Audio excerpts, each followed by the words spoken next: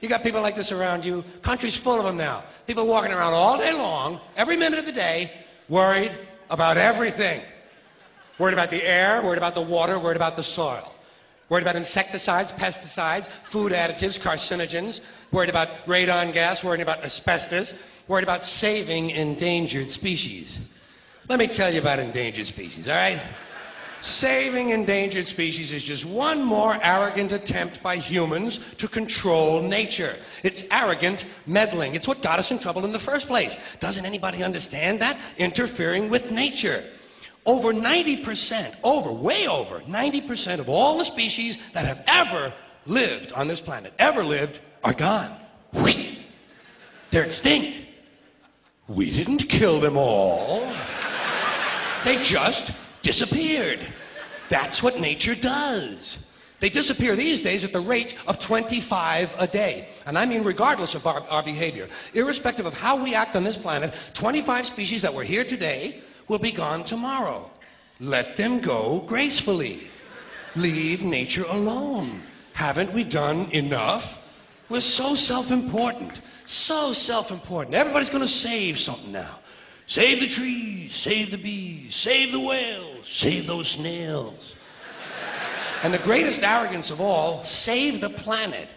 What? Are these people kidding me? Save the planet? We don't even know how to take care of ourselves yet. We haven't learned how to care for one another. We're going to save the planet? I'm getting tired of that shit.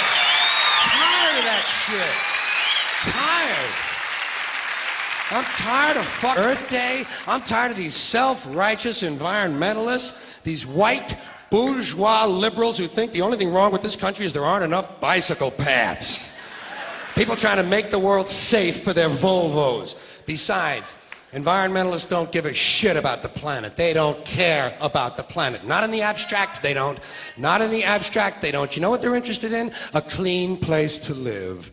Their own habitat. They're worried that someday in the future they might be personally inconvenienced. Narrow, unenlightened self-interest doesn't impress me. Besides, there is nothing wrong with the planet. Nothing wrong with the planet. The planet is fine. The people are difference. The planet is fine. Compared to the people, the planet is doing great. Been here 4.5 billion years. Did you ever think about the arithmetic? Planet has been here 4.5 billion years. We've been here, what, 100,000? Maybe 200,000? And we've only been engaged in heavy industry for a little over 200 years. 200 years versus 4.5 billion. And we have the conceit to think that somehow we're a threat?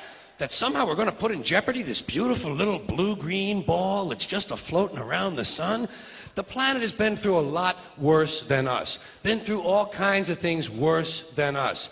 Been through earthquakes, volcanoes, plate tectonics, continental drift, solar flares, sunspots, magnetic storms, the magnetic reversal of the poles, hundreds of thousands of years of bombardment by comets and asteroids and meteors, worldwide floods, tidal waves, worldwide fires, erosion, cosmic rays, recurring ice ages, and we think some plastic bags and some aluminum cans are going to make a difference?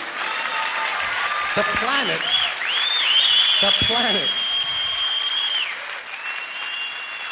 planet isn't going anywhere. We are. We're going away. Pack your shit, folks. We're going away. And we won't leave much of a trace either. Thank God for that. Maybe a little styrofoam. Maybe. Little styrofoam.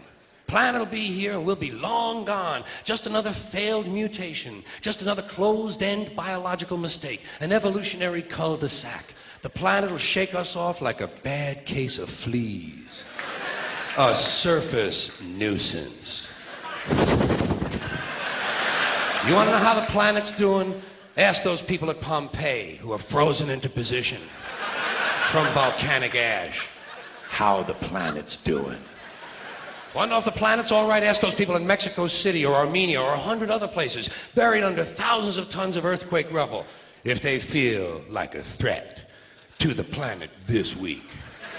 How about those people in Kilauea, Hawaii who build their homes right next to an active volcano and then wonder why they have lava in the living room?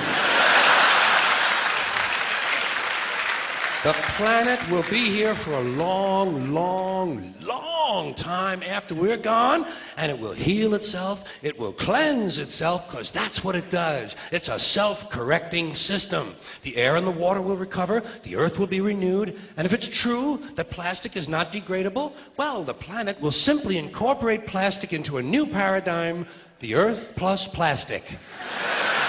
The earth doesn't share our prejudice towards plastic. Plastic came out of the earth. The earth probably sees plastic as just another one of its children. Could be the only reason the earth allowed us to be spawned from it in the first place. It wanted plastic for itself. Didn't know how to make it. Needed us. Could be the answer to our age-old philosophical question, why are we here? Plastic.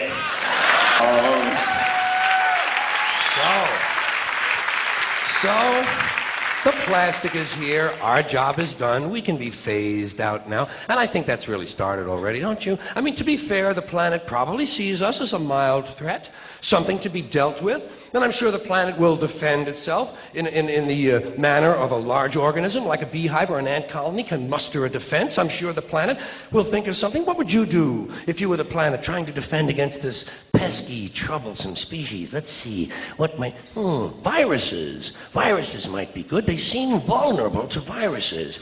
And viruses are tricky, always mutating and forming new strains whenever a vaccine is developed. Perhaps this first virus could be one that compromises the immune system of these creatures. Perhaps a human immunodeficiency virus, making them vulnerable to all sorts of other diseases and infections that might come along. And maybe it could be spread sexually, making them a little reluctant to engage in the act of reproduction. Well, that's a poetic note.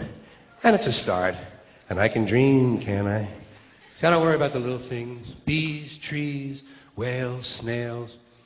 I think we're part of a greater wisdom than we will ever understand. A higher order. Call it what you want. You know what I call it? The big electron. The big electron. Whoa. Whoa. Whoa. It doesn't punish. It doesn't reward. It doesn't judge at all. It just is. And so are we. For a little while. Thanks for being here with me for a little while tonight. Thank you. Thank you very much.